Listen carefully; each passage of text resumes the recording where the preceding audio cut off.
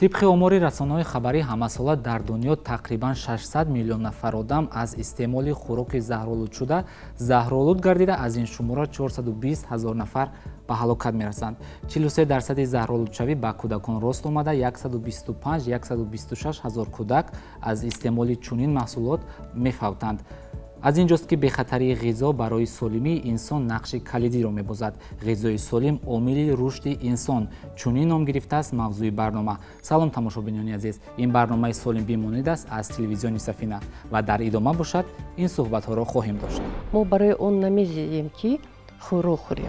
رژه خوراکخوری در نوبت اول است. تمام این ممکن است اگر یک شبانه روز بعد دوباره استعمال کند غذا. سینا گفتگی که معده تونسته تقسیم کنی. عقیده هست که اگر محصولات گوشتی رو بسیار استعمال کنی تسپیر میشوی. محصولات وطنی خودمان را استفاده بریم. از دید نگاه علم کدامش بهتر است؟ گوییم که تنها میوه سبزیجات غذای سالم این درست است. انکشافیابی کودک از استعمال درست غذای مادر وابستگی زیاد دارد. کریش که به مزه خود هم معقول و لیکن اگر معیارش کنی با پیدایش بیماری اشتمیوی دل آورده میرساند. غذا باید مواد دارویی باشد و مواد دارویی باید غذا باشد. برای بررسی موضوع برنامه در استودیوی ما حضور دارند زلفی عبدالرحمنова، معاون دیرکتور مؤسسه دولتی مرکزی جمهوریوی غذا، همچنین حاجیه گلنوره، نامزد علم‌های طب، دوسنت کافدرای بیماری‌های درونی رقمی 3، اینچنین گلچهره رحمونова، دوسنت کافدرا و همچنین قطب‌الدین حلیمов، دکتری اویلوی. برای زیاد نفران از چی و کدام محصولات تشکیل یافتن غذای سالم نافهم است. شما شرح می‌دادید که کدام نامگوی محصولات غذای سالم را تشکیل می‌کند؟ پیش از اینکه درباره کدام محصولات خوراک به غذای سالم داخل میشد من میخواستم درباره مفهوم غذای سالم گپ بزنم. یعنی استعمال هر گونه محصولات غذایی، محصولات خوراک هر خیلی باشد، این با در نظر داشت صفت اون، با در نظر داشت بخطری اون، این است مفهوم غذای سالم. یعنی هر گونه استعمال کردن غذای محصولات خوراک اینجا به داخل میشد، هم غلادونگی های یارمه های و محصولات نانی، اینها رو ما باید به طور وسیع استفاده بریم و این چنین هم روزه باید در دسترخوان ما میوه های تر و تازه بگذار و میوه های خشک باشد، مثلا هست که غولینگ و مویز. عموما میوه سبزیجات ها همه روزه ما باید به طور وسیع استفاده بریم و یک شبانه روز به نه کمتر از 400 گرم استعمال کنیم. اینچنین از محصولات های شیری و گوشتی ما باید استعمال کنیم و محصولات های کم روغنی آن رو انتخاب کنیم و محصولات های مثل شیرین رو، یعنی ترک، کلچه قند ها، شکلات ها باید محدود نماییم و به حسابی که در یک شبانه روز نه زیاده از 30-50 گرم شکر یا اینکه قند سفید رو استعمال کنیم. نمک در یک شبانه روز نه زیاده از 5-6 گرم باید باشد، برای کودکان نه زیاده از 2 گرم باشد و وقتی که ما نمک رو انتخاب میکنیم ما باید از نمک یاد نکرده شده استعمال کنیم. چرب‌های حیوانی رو باید به حد محدود کنیم. همین هست توصیه های غذای سالم. یعنی که در اینجا هر یک غذا رو وابسته به معیارش باید استعمال کنیم. اگر ما گوییم که تنها میوه سبزیجات غذای سالم این درست است، برای که باز محصولات های گوشتی هست، محصولات های شیری هست، دانگی های لوبیاگی ها هست. یعنی انا همین هم نمود یک نمود محصولات ها نمیتواند همه طلبات های جسم انسان رو قانع گرداند. طلبات ها به ویتامین و میکروالمنت ها و نخهای غذایی و کربوهیدرات های سفید های چرب ها. برای همین همه نمودهای محصولات ها رو ما باید هر گونه هر روز استعمال کنیم، تنها باید معیار کنیم. ما نمیتونیم بگیم که امروز نان رو تمام استفاده نبرید، استعمال نکنید، ضرر دارد. نه، معیارش کنید. یا اینکه محصولات های گوشتی رو ما برای چه غذا میخوریم؟ ما برای اون نمیزیم که خوراک خوریم. ما خوراک میخوریم برای اون که صفتاً خوب سالم زندگی کنیم. و شما درست قید کردید که غذا عامل اساسی تنشیت انسان. چه ما کار میکنیم، چه ما اون چیزی رو که میخونیم این که در کار و فعالیت میبریم، اون چیزی که ما از خود میکنیم، همه این وابستگی دارد از غذا. تو چه اندازه غذای ما صفتاً خوب، بی خطر ва ҳар гуна аст. чунин ақида ҳам ҳаст ки агар шахс хоҳад ки истеъмоли ғизои дурустро ба роҳ монад, яъне пас ӯ бояд аз истеъмоли хӯрокиҳои нимпухта аз қабили гӯшти мурғ, гӯшти гов ва ғизоҳои равғание ки дар таркибашон қисмати зиёди масалан сафедаҳову карбогидратҳо ҳаст даст кашад. Пас агар аз истеъмоли масалан сафедаву карбогидратҳо, аз истеъмоли қисмати зиёди сафедаву карбогидратҳо мо даст кашем, чӣ бояд истеъмол кард ки ҳам ғизо солим бошаду ҳам масалан барои шахс манфиатбахш бошад? Агар гирем ба таври беҳтарин вақте ки ҳар дафъа мо танаввул мекунем, ҳатто вақте ки мо саҳарӣ наҳорӣ мекунем, мана шир биринҷа хӯроке ки мисол мо истеъмол мекунем. Биринҷ аллакай аз якум гурӯҳ дохил мешад, шир аз маҳсулоти сеюм гурӯҳ, каме намак мекунем аз маҳсулоти чорум гурӯҳ. Мемонад мева сабзавот ки мо истеъмол накунем, мо метавонем саҳари ягон компот ё ин ки ҳамон ғулингро тар карда мемонанд истеъмол кунем. Пас мо аллакай пурра аз ҳамин чор гурӯҳ номгӯи ҳамин маҳсулотҳо мо истеъмол кардем.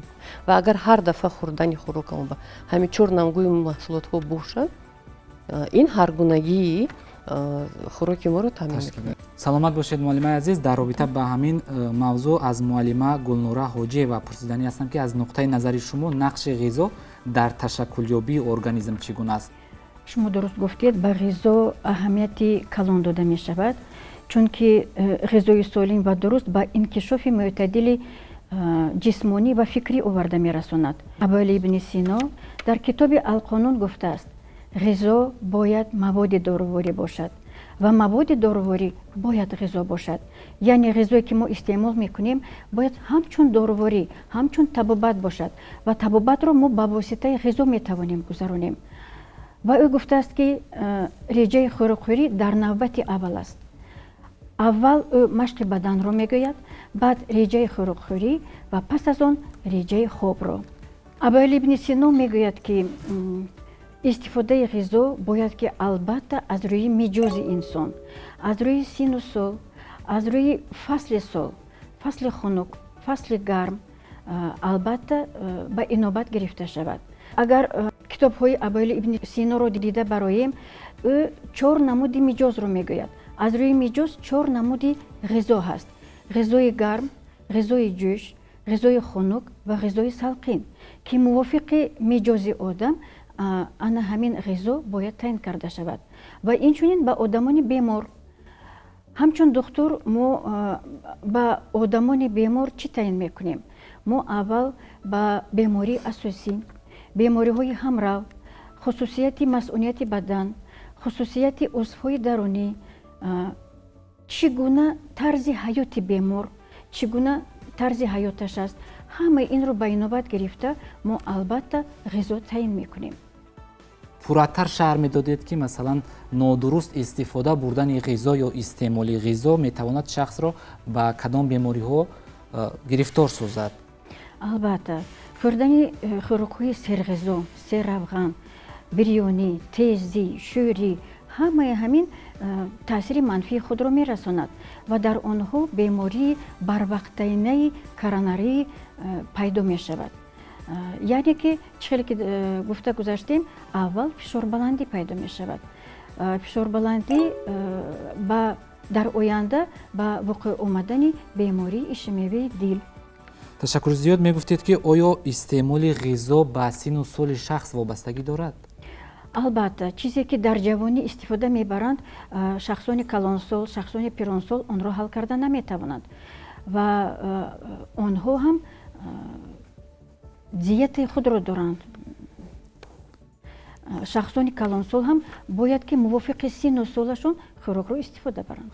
дар робита ба истеъмоли ғизо вобаста ба сину соли шахс гуфтанд. назари шуморо оид ба реҷаи истеъмоли ғизо мехостем пурсон бошем. аз рӯи назари илмӣ шахс ҳамарӯза бояд 3-4 маротиба ғизо истеъмол кунад. Агар фоиз гардонем, хӯроки наҳорӣ бояд 25% хӯроки шабонарӯзии моро ташкил диҳад. Хӯроки нисфирӯзӣ 35%, хӯроки баъд аз нисфирӯзӣ 15% ва хӯроки бегоҳи рӯзимон бояд 25%-ро ташкил кунад. яъне қисми зиёди хӯроки мехӯрдагии мо, истеъмол мекардагии шабонарӯзии мо бояд ба саҳар ва нисфирӯзӣ рост ояд. ва дар ин ҷо қайд кардан дар кор аст ки хӯроки бегоҳирӯзӣ маълимаям гуфта ман боз вай мекунам ки пеш аз хоб 2-3 соат бошад ва шабонарӯза хӯрокҳои бирёнӣ не балки тафтони дар буғ пухта шуда дар об пухта шуда истеъмол кунанд ва тамом ин номумкин аст агар як шабонарӯз ба 2 бор истеъмол кунад ғизо. Бисёриҳо мана мисол ҷавоное ки бисёр дарс мехонанд мегӯянд ки вақт нест саҳарӣ наҳорӣ намекунанд баъд ягон ҷо ба нисфи рӯзӣ ягон чӣ мехӯранд боз шабона омада хеле мисол маҳсулотҳои хӯрокаи миқдорашро зиёд истифода мебаранд. Яъне 2 маротиба истифода бурдани ки истеъмол намудани ғизо оварда мерасонад ба фаъолияти ҷисмонӣ сустар мегардад. Аз ин ҷо хоболудӣ, аз ин ҷо бемадорӣ дучор мешавад, ба ин ҳолатҳо дучор мешавад. Инчунин ҳангоми бисёри одамон дар шиддати гуруснагӣ аз меъёр зиёд истеъмол мекунанд хӯрокро, дар шиддати гуруснагӣ нафаҳмида мемонанд ва ин оварда мерасонад ба он ки сарборӣ ба меъда ва кори он таъсир мекунад. Меъда метавонад васеъ гардад ё ин ки ҳамёза шавад ва кору фаъолияти дил душворӣ меорад. барои ҳамин реҷаи хӯрокхӯрӣ беҳтараш мешавад 3-4 маротиба. Лекин ҳаст бемориҳое ки боз реҷаи муайяни худашонро доранд. Чӣ хеле ки маълима кард. Ин ҳамаша тавсияҳое бо духтури худ, бо духтури оилавӣ ё духтури хусусӣ бояд муҳокима кунанд. зиёд хӯрдани хӯрок масалан ҳангоме ки шахс гурусна аст ва якбора хӯрокро истеъмол мекунад метавонад ки ба меъда сарборӣ шавад. Боло қайд кардем ки метавонад ба бемории саратон орад. То кадом андоза ин андеша дуруст аст? дуруст аст. Маълима қайд карданд ки баъзеҳо дар вақташ хӯрок намехӯранд. дар ин вақт шираи меъда зиёд ҳосил шуда метавонад ба гастрит ва холецистит ё ин ки илтиҳоби талхадон, илтиҳоби ғадуди зери меъда дар оянда метавонад яраи меъда пайдо шавад ва ин яраи меъда баъд аз чанд сол чанд муддат метавонад ба саратон мубаддал шавад. аз хӯрокхӯрӣ ин бисёр вобастагӣ дорад. ба ҳар як шахс мувофиқи миҷозаш, мувофиқи синну солаш, мувофиқи реҷаи зиндагонияш мо бояд ғизоро таъин кунем. ин аҳамияти калон дорад. ба шахсони бемор ҳам инчунин. дар кадом син мегуфтед ки дар кадом сину сол масалан истеъмоли ғизо қулайтар ва манфиатбахштар барои организми шахс аст? дар кӯдакон, синну соли наврасӣ, дар донишҷӯён бояд ки хӯрокҳои калорияш баланд бошад, витаминдор бошад, албатта калтсидор бошад, аз маҳсулотҳои гӯшти истифода баранд. албатта дар шахсоне ки аллакай калонсолтар мешаванд, миёнасол мешаванд ё ин ки пиронсол мешаванд, дар онҳо хӯрокҳои серкалория ва хӯрокҳои гӯштдор каме маҳдуд карда мешавад. ин ҷо суҳбатро бо муаллима Гулчеҳра Раҳмонова ва Қутбиддин Ҳалимов идома медиҳем ва ҳатман дар идомаи барнома бо шумо суҳбат хоҳем кард. шумо барои кӯдакони синни ширхорагӣ кадом ғизоҳоро тавсия медиҳед? ҳар як модар орзу дорад ки кӯдаки солим дошта бошад. дар якҷоягӣ бо тарзи ҳаёти солим аз рӯи аввали ҳомиладорӣ ва баъд аз таваллуди кӯдак модарон бояд ғизои солим истеъмол намоянд. чунки барои инкишофи кӯдак дар батни модар ва баъд аз таваллуд барои ташаккулёбии ҷисмонӣ ва асабии рӯҳӣ ғизо яке аз вазифаҳои асосиро иҷро менамояд. мо ба занҳои ҳомиладор ва ширдиҳанда тавсия медиҳем ки дар таркиби хӯроки ҳаррӯза маҳсулотҳои гӯшти, сабзавот ва меваҳои тару тоза, инчунин маҳсулотҳои шири турушӣ истифода баранд. ҳангоми ҳомиладорӣ баъзе занҳо аз меъёр зиёд истифода мебаранд маҳсулотҳое ки кӯдаконашон ба аллергия ва ба баъзе бемориҳои пӯст меовардагӣ. ба ин маводҳо дохил мешавад асал, шоколад, ҳалвои семечкагӣ ва худи семечка, писта, чормағз, мандарин, қулфинай. барои ҳамин маҳсулотҳое аз меъёр зиёд истифода бурдан ҳам ба ҳомиладор зан ҳам ба тифл зарар мерасонад. тавре қайд кардед барои солим будани тифл истеъмоли дурусти ғизо барои модар зарур аст. албатта ғизое ки истеъмол мебарад модар ширкати ба кӯдак ҳам мегузарад. ва дар робита ба анамин истеъмоли ғизои кӯдакона аз Қутбиддин Ҳалимов андешаи он касро пурсон ҳастем. ки мушоҳара гуфтааст ғизои кам давоангез бошад, паси асли даво парҳез бошад. барои кӯдакон маълумот дуруст қайд кардан додани ғизои иловагӣ барои инкишофёбии ҳам пешравии рӯҳи равониён ҳам ба боишавии организми он аз он микроэлементҳо ва он аминокислотое ки барои афзоиши кӯдакон лозим аст гирифта мешавад ва метавонад ки ба инкишофёбии системаи такяу ҳаракат мушакҳо системаи марказии асаб оварда расонад ва он ҳолатҳо ва он витаминҳо микроэлементҳое ки барои организми кӯдак инкишоф ёфта лозим аст аз он метавонад ба худ ҷабида гирад қабул намояд ва метавонад ки оҳиста оҳиста дар процесси оне ки масалан аз 1 моҳагӣ то 6 моҳагӣ баъд то 12 моҳ баъд калоншан мегирад метавонад ки ҳамин элементҳоро ба худ ҷабида гирад ва оҳиста оҳиста ҳам ҷиҳати инкишофёбии масъулияти баданашон ва ҳамчунин инкишофёбии физию равонӣ он мусоидат намояд. яъне ки истеъмоли дурусти ғизо метавонад ба рӯҳияи шахс таъсири мусбат расонад.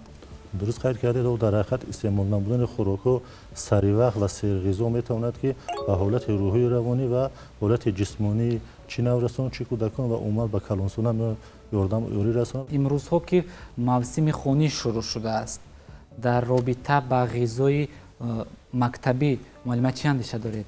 ҳам дар кӯдакистон ва ҳам дар мактабҳо парҳези кӯдакон бояд маҳсулотҳои гӯшти ҷурғот, панир, сабзавотҳо, меваҳои тару тоза, кабудиҳо ва донагиҳо тайёр карда шуда бошад.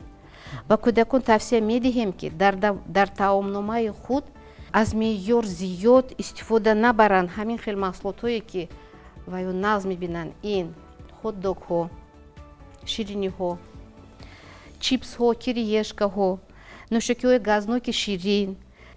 ин маҳсулотҳо ба узвҳои ҳозима таъсири манфӣ мерасонанд ки яке аз сабаби пайдо шудани илтихоби меъда ва талхадон ва сабаби пайдо шудани доначаҳои ноболиғӣ дар рой шуда метавонанд. вобаста ба ҳамин мавзӯъ яъне ки истеъмоли хӯроки мактабӣ аз шумо пурсидани ҳастам ки метавонад оё ба фикрронии хонандагон таъсир расонад? ҳангоми истеъмол намудани хӯрокҳое ки буғпаз карда шудааст ё дар об пазонида ҷӯшонида шудааст дар он ҷо витаминҳои дар об ҳалшавандаe ҳастанд ки фақат дар об ҳал шида метавонанд. метавонанд онҳоро истеъмол кунанд ва қобилияти фикрронии худ пайдоиши афзун намудани ҳолати равонии худро зиёд намоянд ва инчунин метавонанд ки қобилияти фикрронишонро баланд намоянд. ҳангоми истифода бурдан ё истеъмоли хӯрокҳо беҳтару нағзтар аз маҳсулотҳои ширӣ истифода мебурданд, зеро ки манбаи асосии энергияи тамоми организми зинда организми мо ин микроэлементҳои калсий ва фосфор аст. яъне ки маҳсулотҳои тезтайёр барои хонандагон барои нафаро барои ҳар як шахс тавсия дода намешавад истеъмолаш? ҳангоми ташна мондан гушна шудан метавонем ки он маҳсулотҳои ширие ки савдо карда мешавад ва муҳлати истифода барои он нагузаштааст метавонем аз он истифода барем ва метавонем ки андаке ҳам бошад организми худро аз маҳсулотҳои ғизоӣ бой намоем ва ҳолати гурушнашавӣ ва паст намудани гирифторшавӣ ба бемориҳое ки масалан ки оварда мерасонад ба бемориҳои меъдаи рӯда сатҳи онро кам намоем ва то ҳолати ба хона расидан вақте ки дар хона расидем метавонем ки чӣ кор кунем? хӯрок тайёр кунем, хӯрок хӯрем. чун гуфтем ки имрӯзҳо масалан қисмати зиёди хонандагон, қисмати зиёди донишҷӯён ва ҳатто калонсолон ҳам низ аз хӯрокҳои тезтайёр истифода мебаранд ва як мушкилот ҳам дар ин сам вуҷуд дорад ва аз Гулнора Ҳоҷиева мехостам андешаашонро дар ин робита дониста бошем. чаре ки шумо қайд кардед ҷавоно ҳозир дар танаффус дар кӯча мебинед ки дар дасташон пирашки, самбуса, хотдог, пепси, кола. албатта ҳамаи ҳамин хӯрокҳое ки дар тезтайёр тайёр мекунанд зарар дорад. ин қадар мо меваҳои офтобии хушмазза дорем. ин қадар меваҳои мо дар тамоми ҷаҳон шӯҳрат дорад. бояд ки аз ҳамин меваҳо истифода барем, аз маҳсулотҳои ширӣ истифода барем, аз афшураи хулул ё ин ки хуч мегӯянд бениҳоят фоидаи калон дорад. афшураҳои мевагӣ дорем мо. бояд ки ана инҳоро маҳсулотҳои ватании худамонро истифода барем. дар ҳақиқат ҳамин ҷараёни глобализатсия, рушди иқтисодиёт дар тамоми ҷаҳон имрӯз ба назар мерасад ки ғизои солим аз байн рафта истодааст. Бештар тестайёрҳо истеъмол мекунанд, бештар маҳсулотҳое ки нимтайёр пешниҳод мекунанд ба аҳолӣ ба ҳисоби мисол маҳсулотҳои тайёрии ҳасибҳо, манамин шӯрбаҳое ки тестайёр мешавад, ролтон, ё ин ки бигбону манамин ходдогу чизбургер, гамбургер, ҳамихелиҳо зиёд шуда истоданд ва мардум аз маҳсулотҳои табиӣ камтар истеъмол мекунанд ки мева сабзавот ба инқадар микроэлементҳо, инқадар сафедаю нахҳои ғизоӣ, об миқдори муайян, ҳамун қанд ҳам ҳаст. Он чизе ки табиӣ аст, аз ҳамин даст кашида бештар ба ҳамин хӯрокҳои тестайёру таваҷҷӯҳ карда истоданд. Инчунин бояд ба назар гиранд ҷавонон имрӯз ки дар ана ҳамин хӯрокҳои тестайёр, дар он ҳасибҳо, дар он маҳсулотҳои ширие ки муҳлати истифода бариашон 1 моҳ, ним сол ҳаст, дар он ҷо моддаҳое ҳастаст ки мисол барои нигоҳ доштани он илова карда мешавад.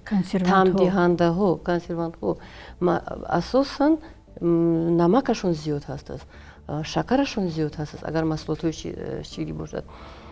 Инчунин равғанҳо, чарбҳо зиёд ҳастанд ки ҳами ин агар аз меъёр зиёд истифода баранд, ҷисми одам чи осеб мебинад.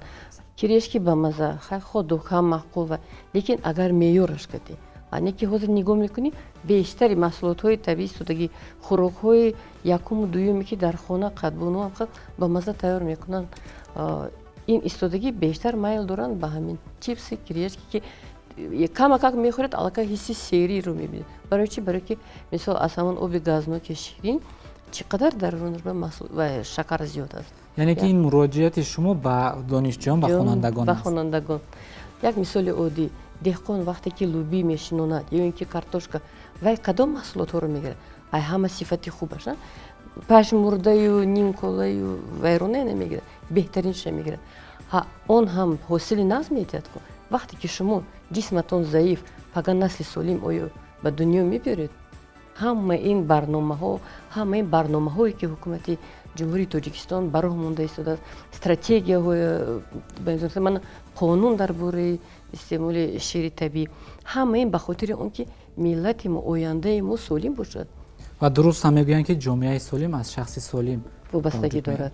чун инак фасли тирамо аст, масалан айёми фаровонии меваву сабзавот аст. Дар ин айём кадом маҳсулотҳои табиӣ, кадом меваву сабзавотҳоро метавон зиёд истеъмол кард? қариб тамоми намуди меваҷоту сабзавот дар мо нашунамо мекунад, нағз мерӯяд.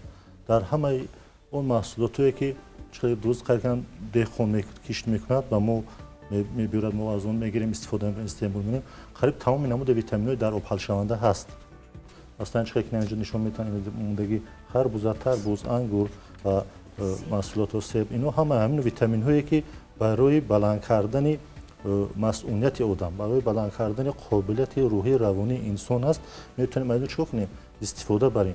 дар баъзе мамлакатҳо ин хел маҳсулотҳо дида намешавад. онҳо аз витаминҳое ки аз тариқи дорувори ҳаст истифода мебаранд барои пеш бурдани ҳолати рӯҳиву равониву ҷисмонии худ. шукрона кардан дар тамоми намуди маҳсулотҳо месабзад, мерӯяд. мо метавонем ки онҳоро таротар истифода барем. ва ҳамчунин аз хушкмеваҳо низ аз хушкмевое ки модароне ки хоҳарони мо метавонанд он хушк карда, метавонем ки зимистонро ҳамчун шарбат ёки компот мегӯянд метавонем тайёр кунем. аз он организми худро аз он витаминҳо чикор кунем, бой намоем. бинандаи азиз, бори дигар ёдовар мешавем ки ин барномаи солим бимонед аст аз телевизиони Сафина ва дар ин қисмати барнома бахшеро ҷой додем бо номи савол ба мутахассис. дар ин бахш иштирокдорон метавонанд ҳар суоли пурсише ки доранд вобаста ба мавзӯъ ба мутахассис пешниҳод намоянд. марҳамат, ки суол дорад? саволе доштам. баъзан аз мутахассисон ба мо тавсия медиҳанд ки дар як рӯз ба пуррагӣ 3 бор ғизо хӯред ва баъзе аз онҳо мегӯянд ки агар дар як рӯз кам лекин тез яъне 6 ё 7 маротиба хӯред беҳтар аст. шумо мегӯфед аз диди нигоҳи илм кадомаш беҳтар аст? хурдан 3 бор 4 бор барои шумо тавсия дода мешавад. Барои чӣ? Барои ки шумо насли наврас истеъмоли намудани ҳама намудҳои серғизо, истеъмол намудани минералҳо, калсий, фосфор, рӯҳ дигарро барои инкишофёбии организми шумо, барои пешрафти ҳолати фикрронӣ ва ақлонии шумо нағз аст ки шумо вая истеъмол намоед. Вақте мо вая истеъмол менамоем, барои вая ҷабида гирифтан мо бояд ки ба корҳои ҷисмонӣ рӯ биёрем. Агар дар як рӯз агар 200-300 грамм агар маҳсулоти сафедадор ё гӯшт кунем, организм ҳамин 70-80 ё 100 граммаша ба худ қабул мекунад ва дигаш баромада меравад. барои ҳамин истифода бурдани ҳам хӯроки солиму ғизои солим ва истифода бурдани тарбияи ҷисмонӣ барои ҳама насли наврас беҳбуд нағз аст. бинандаи азиз, баъд аз фурсати кӯтоҳе боз барномаро идома хоҳем дод. тамошобинони азиз, дар идомаи барнома бахшеро ҷой додем бо номи маслиҳати мутахассис. дар ин бахш моро мутахассисон ҳамроҳӣ мекунанд ва дар вобаста ба мавзӯи барнома маслиҳатҳои худро пешниҳод мекарданд. ҳар як одам табиби худаш.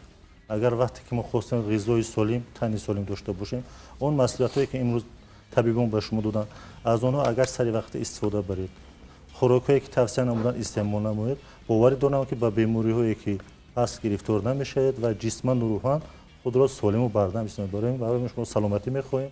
бояд мо ғизоҳои витаминдор, калсидор, фосфордор, ғизоҳои ки барои ташаккули организм лозим аст, онро бисёртар истифода барем.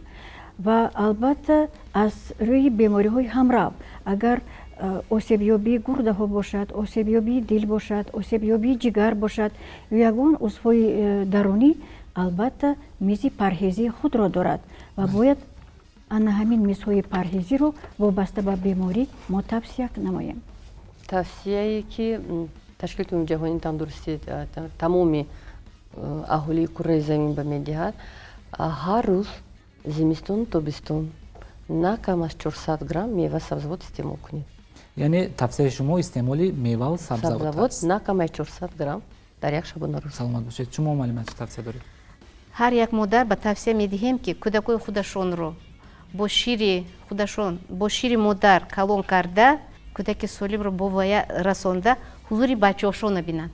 тамошобинони азиз, инҷо анҷоми барнома аст ва ташаккури зиёд мегӯям аз мутахассисон барои пешниҳоди маълумоту дастурамалҳои судбахш. то ин лаҳза барномаи Солим бимонед буд аз телевизиони Сафина. то барномаи дигар, солим бимонед.